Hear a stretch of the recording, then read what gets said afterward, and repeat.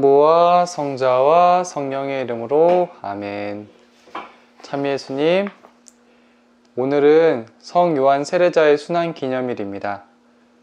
교회 전례에서는 예수님보다 먼저 하느님 나라를 선포하다가 순교한 요한의 순환을 기억합니다.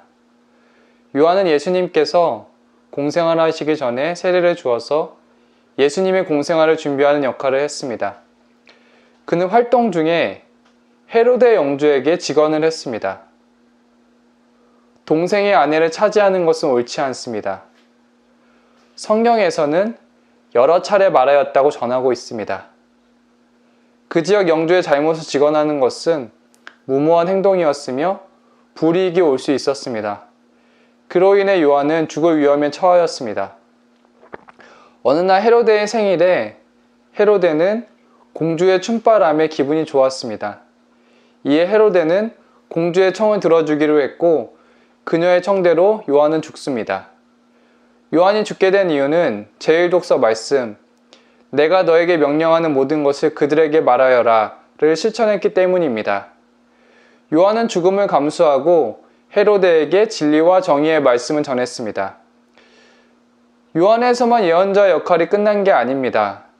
우리도 요한처럼 진리와 정의의 말씀을 전할 수 있을지 고민해 보았습니다. 저는 주변에서도 자신의 이익을 안 좋아질 것을 감수하고 진리를 전하는 모습을 볼 수 있었습니다. 관계가 깨지고 어려울 것을 감수하면서도 주변 사람에게 직언을 하는 것입니다. 저는 고맙게도 직언을 해주는 분을 만나게 되었습니다. 수도원에서 한 선배 수사님이 직언을 해주셨습니다. 저는 신학대학원 공부를 하면서 서품과 관련 있는 아주 중요한 시험을 보는 당일 아침이었습니다. 저는 인간적인 한계 안에서 노력을 했지만 준비가 부족했고 시험 보는 아침을 맞이했습니다. 아침 기도를 할 것인지 아니면 공부를 할 것인지 고민이 되었습니다. 30분만 더 하면 미진한 부분을 채울 수 있었습니다. 저는 고민을 하다가 조금 수도자로서의 부족한 모습이긴 하지만 저는 기도 한번 빠지고 나중에 주님께 죄송한 마음을 갖자 생각하며 공부를 했습니다. 시험이 끝나고 한 선배 수사님은 제게 어떻게 기도를 빠질 수 있냐고 하셨습니다. 저는 그동안 시간을 쫓기면서 공부한 생각에 억울한 마음이 들었고 도리어 저는 얼마나 간절했는지 아냐고 항변했습니다. 그 수사님은 제가 수도자가 기도 빠진 것을 반성하지 않고 당당함이 문제라고 하셨습니다. 그때는 제가 깨달을 수 없었고 좀 시간이 지나고 나서 깨달음이 왔습니다. 주님께 대한 믿음이 중요한데 주님을 믿지 못했고 또한 기도를 빠진 것에 대한 반성 없이 너무나 당당하고 떳떳한 모습이었습니다. 그 수사님은 저와 관계가 안 좋아질 것을 감수하면서도 저에게 직언을 해주셨습니다. 우리는 관계 안에서 직언을 하면 관계가 어려워질 것을 두려워합니다. 직언을 하기가 어렵지만 그 수사님은 제게 진리를 전해주셨습니다. 한 가지 예를 더 보겠습니다.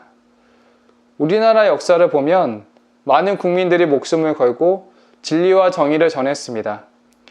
우리나라는 오랫동안 독재와 군부 정권을 경험했고 국민이 직접 뽑은 대통령이 나라를 다스리기를 바랐습니다. 군부 정권은 대통령 직선제를 받아들이지 않았고 국민들은 저항합니다. 국민들은 5.18 광주 민주화운동, 6.10 항쟁 등을 하면서 많은 고귀한 목숨을 잃었습니다. 국민들은 나 자신만의 인생을 바라본 것이 아니라 지금 우리가 살고 있는 이 땅에 진리와 정의가 있기를 희망했습니다. 우리는 지금 그분들이 목숨을 내어놓은 희생으로 민주화를 누리고 있습니다. 희생한 국민들을 통해서 요한의 모습을 볼 수 있었습니다. 정리하겠습니다. 오늘 복음의 요한은 헤로데에게 직언을 하다가 죽었습니다. 선배 수사님은 관계가 안 좋아질 것을 감수하고 직언하셨습니다.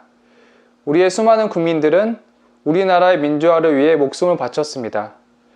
진리와 정의를 위한 역할은 큰 희생이 따르니 어렵게만 생각할 수도 있겠습니다. 우리 일상에서도 전할 수 있는 방법을 생각해 봅니다. 제1독서의 주님께서는 예레미야 예언자에게 말씀하셨습니다. 내가 너에게 명령하는 모든 것을 그들에게 말하여라. 이 말씀을 우리에게 이렇게 전해줍니다.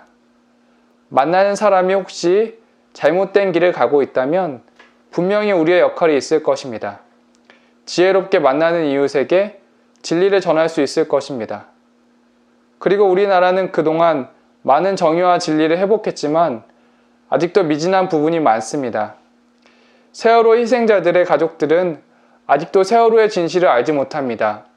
5.18 광주 민주화운동은 아직 진상규명이 되지 않았습니다.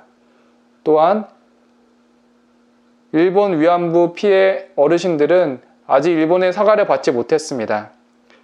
어려운 이웃들을 위해 도울 수 있는 길이 있습니다. 그분들을 위해서 기도하는 것이고 도울 수 있는 방법을 찾는 것입니다. 우리 자신만을 고민하기도 힘든 인생입니다. 하지만 교회에서는 진리와 정의에도 마음을 쓰라고 하십니다. 오늘 미사에서 드리는 핵심 기도인 본기도를 통해 우리의 마음과 행동이 진리와 정의로 이어질 수 있었으면 합니다. 하느님, 그리스도의 선구자인 복된 요한 세례자를 통하여 성자의 탄생과 죽음을 미리 알려주셨으니 진리와 정의를 위하여 목숨을 바친 그를 본받아 저희도 끝까지 하느님의 진리를 믿고 증언하게 하소서.